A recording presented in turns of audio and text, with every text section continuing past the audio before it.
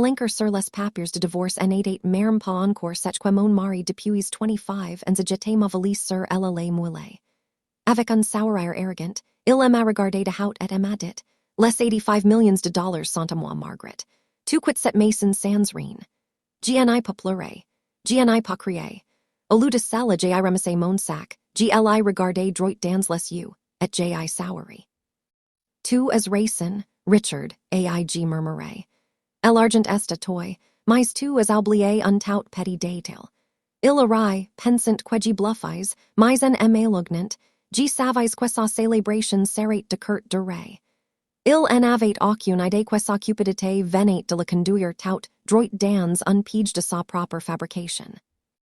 Avant d'entrer dans les détails de comment j'ai transformé son héritage de rêve en son pire cauchemar. Mettez en commentaire la ville depuis laquelle vous regardez. Pour que j'y puisse voir jusqu'où mon histoire est parvenue. J. m'appelle Margaret. Et à 55 ans, Jeannie m'attendais jamais à mi retrouvre débout sous une pluie glaciale. A regarder tout une vie de dévouement si faire jeter à la figure. Richard si tenait derrière notre lourde porte en cherne vitrée. Mi regardant comme si j'étais un mauvais investissement, qu'il avait en fin réussi à liquider. Il n'y restait plus aucune chaleur dans ses yeux. Seulement le calcul Freud et Venemux d'un homme qui croyait que la richesse elle avait en fin rendu intouchable. Tout le monde dans notre petit quartier de banlieue pensait que j'avais complètement perdu la tête de partir sans faire de scène publique. Ils n'y comprennent pas si comme tranquille qui s'installe quand on voit en fin quelqu'un, tel qu'il est vraiment. Tandis que ello traversait mon mento, j'ai tourné le dos à la maison que nous avions partagé.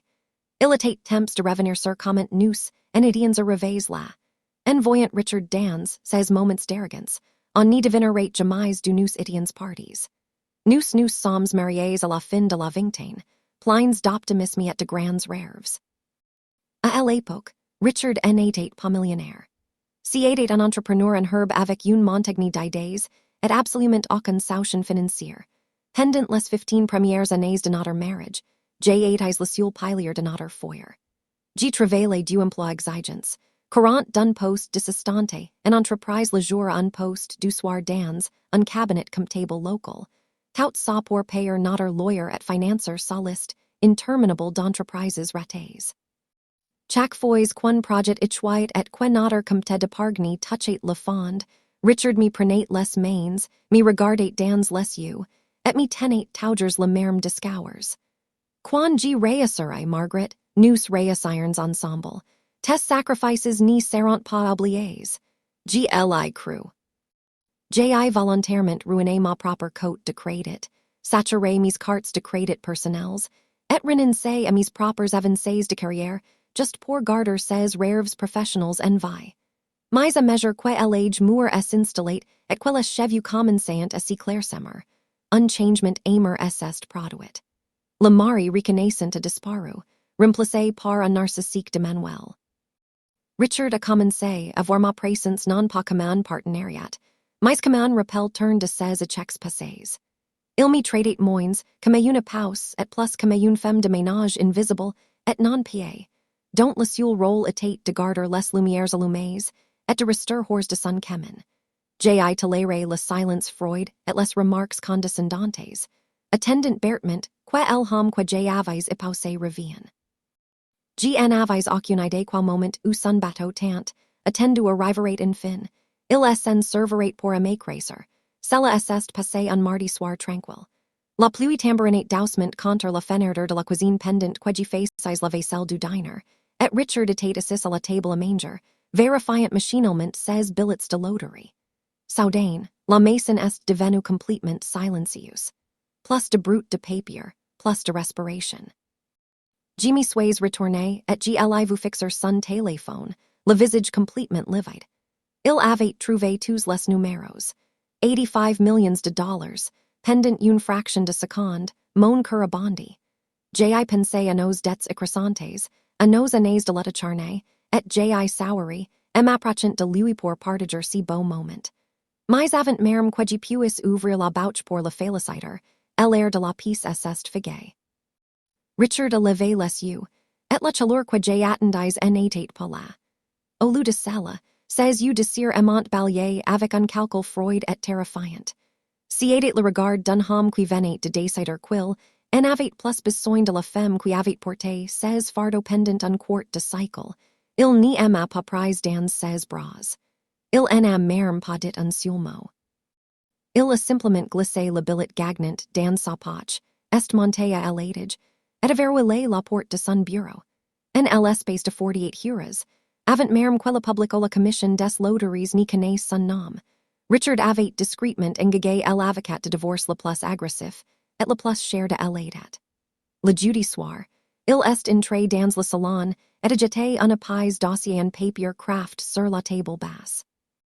Il a exigé que j'y signe les papiers de séparation immédiatement, que j'y fasse mes valises, et que j'y signe une décharge de responsabilité complète. Il agissait vite, désespéré de m'exclure de sa nouvelle, vi avant que j'y puisse même assimiler le choc de notre réalité.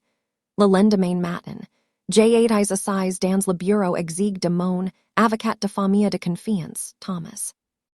Il parcourait les demandes juridiques agressives de Richard, sans m'acquérir si crispant à chaque page qu'il tournait. Il a retiré ses lunettes, s'est penché par-dessus son bureau, et m'a littéralement supplié de m'y battre. Margaret, c'est une embuscade flagrante a-t-il dit, sa voix tremblante d'une frustration sincère. On put contester ça. On put le traîner devant le tribunal des successions, geler l'actif du billet, et forcer un règlement massif. Tout est porté si homme pendant 25 ans. Tout est parfaitement le droit à la moitié de si jackpot. J'ai regardé par la fenêtre la ruinée de la ville, ressentant une profonde fatigue, jusque dans les os. J'ai imaginé une bataille judiciaire toxique, talent sur des années, entouré d'avocats avides, de scrutin public, et d'un homme qui détruirait volontaires ma santé mentale juste pour garder $1 de plus. Je n'y voulais pas passer les 5 prochaines années de ma vie à m'ennuyer dans l'amertume. Non, Thomas, ai-je murmuré, ma voix plus assurée qu'elle n'y avait été depuis des jours. Je n'y vais pas à l'affronter directement. L'équipe juridique de Richard a commencé à exercer une pression intense et implacable. Ils ont envoyé des avis menaçants, affirmant que si je n'y signais pas immédiatement les papiers de règlement rapide. Ils allaient légalement me charger de toutes nos dettes conjugales historiques et écrasantes. Ils pensaient terroriser une femme au foyer fragile et indulée pour la soumettre totalement. J'ai simulé une défaite absolue. J'ai accepté de renoncer à toute prétention sur notre patrimoine physique, ses diverses entreprises, et ses gains massifs à la loterie. En échange, j'ai exigé qu'une seule clause en bêton, être totalement et définitivement libéré de toute responsabilité, conjoint liée à ses entreprises passées, présentes ou futures.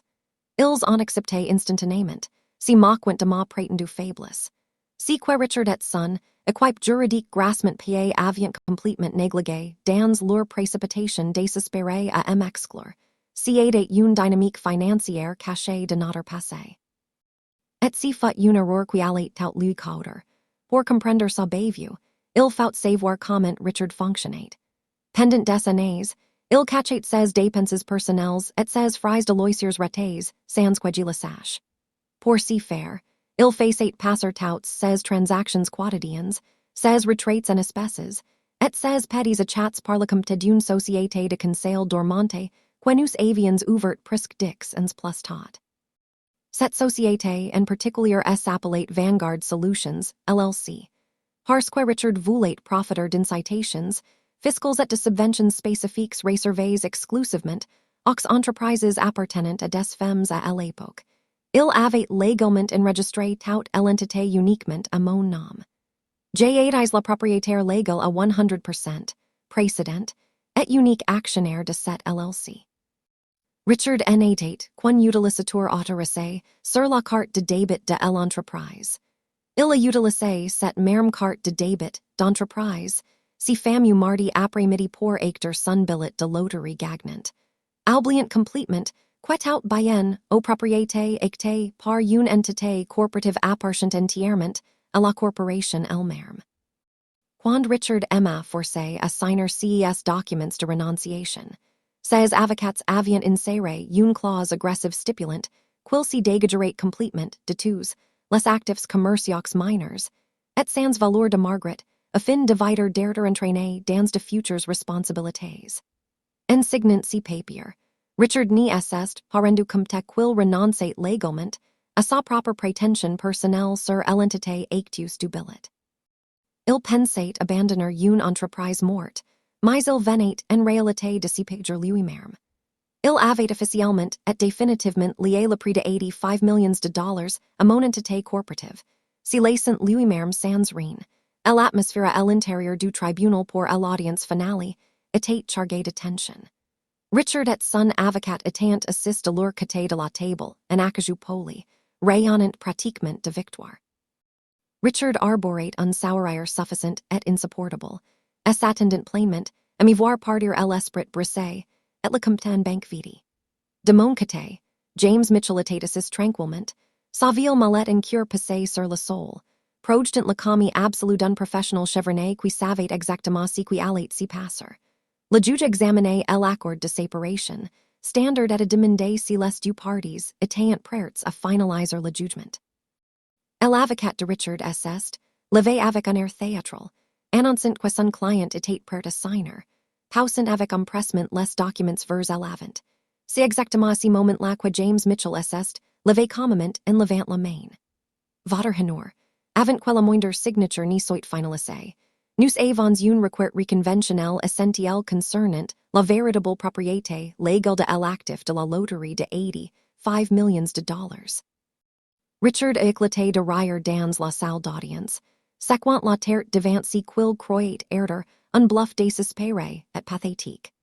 My son rire est arrêté, net quand Mitchell a présenté les rapports certifiés de traçage des transactions, bancaires, et les actes d'enregistrement signés de Vanguard Solutions, LLC. Le juge a pris les documents, les examinant avec une attention aiguë et intense. Tandis que la réalisation s'y propagate dans la salle, j'ai vu la couleur s'y retire complètement du visage de l'avocat de Richard, celui quil payait si cher. Il est devenu entièrement pale, ses mains tremblant tandis quil fixate les documents. Il est penché, et a chuchoté frénétiquement à l'oreille de Richard, lui expliquant la réalité juridique catastrophique. Le sourire confiant de Richard est évanoui, remplacé par une expression de horreur pure et sans mélange. Il avait légalement signé l'abandon de sa fortune. 3 mois plus tard, j'ai officiellement récupéré les 85 millions de dollars et j'ai emménagé dans un charmant cottage à Carmel, surplombant le vaste océan Pacifique. Le cottage est à côté, un peu plus d'un million de dollars comptant, mais laissant avec plus de richesse, que je n'y pourrais jamais dépenser, en plusieurs vies. J'ai appris par mon équipe juridique que Richard avait été contraint de vendre notre maison de banlieue lourdement hypothéquée, juste pour couvrir sa montagne de dettes historiques, et ses frais juridiques qui montent en flèche. Il vit actuellement dans un studio exigue, travaillant unemployed devant au détail stressant quil déteste absolument, aimer face à la fortune qui lui a fallu entre les doigts. Parfois, généralement dans les soirées tranquilles où le brouillard frise de l'océan roule sur mon jardin, j'y regarde l'eau et j'y souris. J'y ressens un profond sentiment de paix, en sachant que justice a été rendue, non pas à travers des disputes brillantes ou une haine mesquine, mais à travers les simples conséquences des actes imprudents d'un homme cupide. J'ai utilisé une partie de mes gains pour créer une fondation locale qui offre une aide juridique complète et une éducation financière aux femmes confrontées à l'exploitation économique, pour quelles n'y s'y sentent plus jamais impuissance. Maintenant, j'y suis vraiment curieux de savoir, vous tous qui avez écouté mon histoire aujourd'hui, qu'auriez-vous fait si vous étiez retrouvé exactement à ma place, à 55 ans? Seriez-vous resté pour vous battre au tribunal, ou auriez-vous laissé le page s'y refermer, tout comme j'y ai fait, mettez vos réflexions en commentaire et dites-moi de quelle ville vous venez. En attendant, j'y vous laisse deux autres histoires incroyables sur l'écran final, des favoris de la chaîne qui vont absolument vous surprendre. Merci beaucoup d'avoir regardé.